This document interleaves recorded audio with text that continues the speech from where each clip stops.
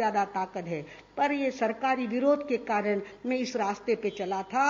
आज तुझे वचन देता हूं कि आगे से मिर्खा कहीं डाका नहीं डालेगा। और सोने की मोहरों की थैली वहां उसके थाली में छोड़ के अपने सैनिकों को कह दिया, ये मेरे बहन का गांव है, यहाँ कोई भी किसी भी प्रकार की तकलीफ हुई तो मुकाबला करने के लिए हम आएंगे। अपने बहन की रक्षा, बहन के गांव की रक्षा हम करेंगे, अपनी ताकत का सही उपयोग हम करेंगे। इस तरह से वचन देकर के वहां से चला गया।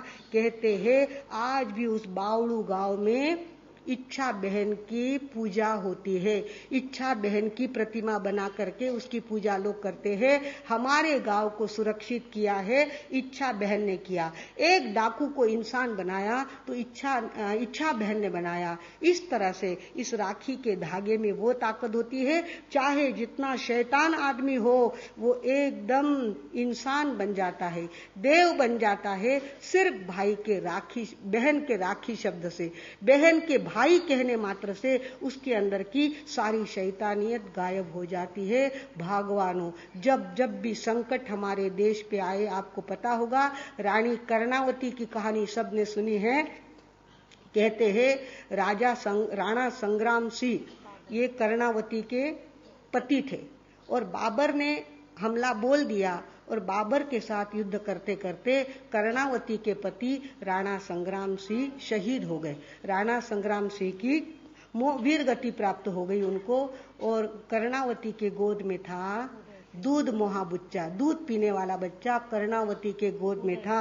और उस समय राजा ने, उसका नाम था उदय सिंह, बच्चे का नाम था उदय सिंह। और एकदम से राजा बहादुर सिंह, राणा गुजरात के राणा बहादुर सिंह को लगा एक औरत राज करती है, उसका बच्चा दूध पीने वाला, एक कमजोर और ऐसी औरत के सामने अपन चुपचाप बैठे रहना, इतनी बड़ी संपत्ति, इतनी बड़ी जमीन हासिल करने का गोल्डन चांस अपने तरफ आया है, हम भी उस पर हमला करेंगे। कहां पे हमला करेंगे? चित्तौड़ पे हमला करेंगे और चित्तौड़ को अपने कब्जे में कर लेंगे। उधर तैयारियां होने लग गई हमले की और जासूसों के द्वारा खबर मिल गई कि राणा बहादुर सिंह हमारे ऊपर चढ़ाई करके आने वाला है। कर्णावती को पता चला कि बहादुर सिंह आएगा और हमारे सारे सैनिकों को मार के चला जाएगा और हम हाथ मलते बैठे रहेंगे, काम नहीं चलेगा। उसने खबर पहुंचाई ठेठ दिल्ली में, किसके पास? हुमायूं के पास। हुमायूं के पास खबर भेजी, राखी भेजी उसने, सजावट की हुई बढ़िया राखी अपने दास के साथ वहां पे दूध के साथ भेजी और कहा कि एक बहन भाई को याद कर रही है, बहन के ऊपर संकट है और बहन की रक्षा करना भाई का कर्तव्य है। मैं राखी भेज रही हूं और एक बहन एक भाई के कलाई में राखी बांधने के लिए आतुर है, वो जल्दी हमारे चित्तौड़ में आए और हमारी रक्षा करे।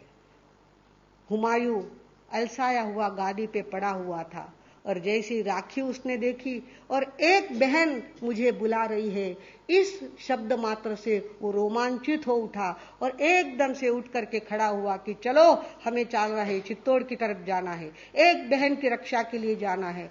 ऐसे लवाजमे के साथ वो निकले और इस तरह से उन्होंने सामना किया उस बहादुर शाह का कि बहादुर शाह तो दुम दबा के वहां से भागा कि जान सही सलामत रही तो पगड़ी 50 मिल जाएगी। इस बहाने से वो तो वहां से भाग गया और वापिस कभी यहां नहीं आऊंगा। जिसके पीछे, जिस लेडी के पीछे भाई की शक्ति खड़ी है, वहां किसी का कोई कुछ नहीं कर सकता।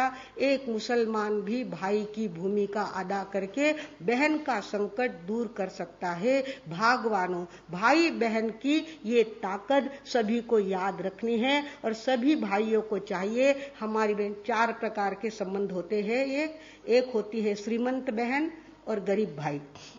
बहन कहती है, भाऊ तू माना उठे फंक्शन दा दिन आईजे मती, मने केवने लाज वाटिला कि मारो भाई है। और अगर समय आया तो श्रीमंत बहन भाई को नौकर कहने में भी आगा पीछा नहीं देखती, वो हमारे घर का नौकर है ऐसा कह देती है।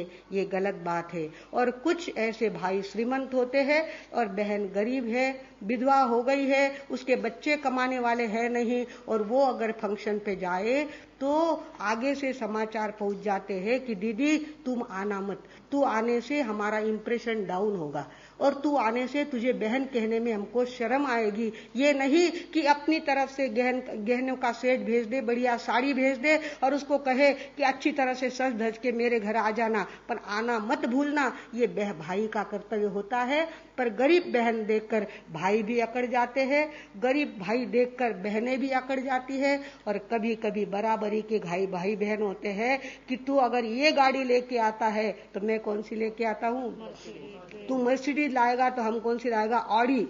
आजकल हमारे यहाँ ऑडी हाँ, इस तरह से इंप्रेशन, एक दूसरे को इंप्रेस करने में ही अपनी शक्ति को खर्च करते हैं। भूल जाते हैं कि अंदर में ब्लड का रिश्ता बहुत बड़ा पवित्र रिश्ता है और उसके आगे सारी बातें फीकी है। हमारी बहन चाहे सुरूप ना हो, चाहे हाइट बॉडी उसकी बढ़िया ना हो, चाहे परिस्थिति उसकी अच्छी नहीं हो, पर वो मेरी बहन है और उसकी सहायता करना मेरा कर्तव्य है। मेरा भाई चाहे जैसा है पर वो मेरा भाई है और उसके प्रसंग पर हाजिर होना ये मेरा परम कर्तव्य है। ये भाई बहनों को आज के दिन संकल्प करने का दिन है। भगवानों, ये संकल्प तो करना ही है। साथ में हमारे समाज की ऐसी कई बहनें हैं, समाज के ऐसे कई भाई हैं कि जिनकी रक्षा करना ताकत वालों का कर्तव्य हो जाता है। ताकत वालों का कर्तव्य हो जाता है। एक बड़े घर में अपने बहू की साथ पुराई जाने वाली थी और साथ पुराई जाने के बाद लड्डू की प्रभावना पूरे गांव में होने वाली थी। सेठ जी के मन में आया, मुनीम जी को कहा, अपना गांव कोई बहुत ज्यादा बड़ा तो नहीं है, पूना बंबई जैसा, अपना गांव अपने ढंग का है। पूरे गांव में जितने अपने घर है सबकी खबर मेरे पास लेके आओ। सबकी खबर लाई, कुछ अच्छे थे कुछ मध्यम थे और एक घर की खबर ऐसी लाई उन्होंने कि एक औरत है जिसके 3 बेटे हैं, पति गुजर गए हैं और वो मेहनत मजदूरी करके तीनों का पेट भरती है।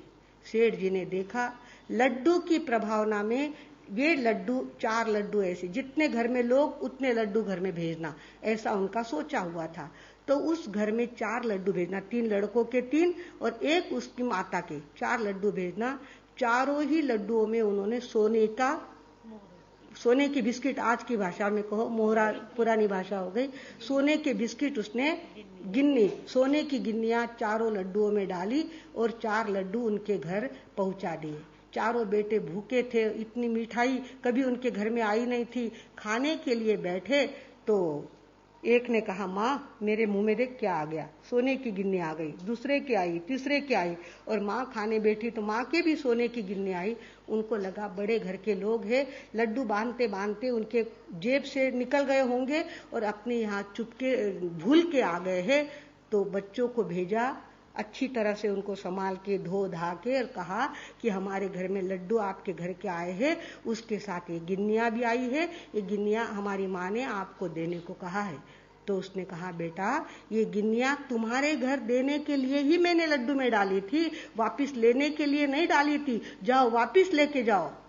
वापिस लेके जाओ कहा तो उस लेडी के मन में तो भय कांप गया कि जरूर सेठ जी की कोई निगाह बुरी नजर आती है कि इसके माथे पर पति का साया है नहीं और अपन इसका गलत फायदा ले सकते हैं। शायद ऐसा दिमाग में आया होगा, मैं तो प्राण दे दूंगी पर मेरा शील दे नहीं सकती, ऐसी उसके अंदर भी वो शक्ति जागृत हो गई। उसने वापिस लड़कों को भेजा। उसने कहा, हमारी माँ ने कहा है हम मेहनत मजदूरी बन के करके पेट भरते हैं, ऐसा हमको किसी का दिया हुआ नहीं चलता। सेठ जी तपाक से उठे और उठ करके बच्चों के साथ चले और कहा कि चलो तुम्हारा घर मुझे बताओ। और घर सेठ जी आए, देखे तो उसका तो पसीना पसीना हो गई कि बाप रे बाप, ये आदमी मेरे घर आ गया है। आके जिसके घर में जाला कर नहीं तला डर कशाला, जिसके मन में पाप नहीं वो क्यों डरेगा। वो आ करके टेबल पे बैठ गया घर पे और कहा कि बहना तेरे घर में कोई धागा हो तो लेके आ, नहीं तो एक चिंधी फाड़ के वो चिंधी ला और मेरे हाथ में बांध दे। आज से तू मेरी बहन, मैं तेरा भाई हूं। और ये स्वर्ण मुहरे तुझे रखनी पड़ेगी। उसने अपने फटी साड़ी की चिंधी निकालकर भाई के हाथ में बांधी। तब उसको निश्चिंतता आ गई कि अब मुझे कोई फिक्र नहीं रही। कहा, तेरे बच्चों का शिक्षण मैं करूंगा, तेरे बच्चों की पढ़ाई मैं करूंगा, तेरे बच्चों की शादी मैं करूंगा और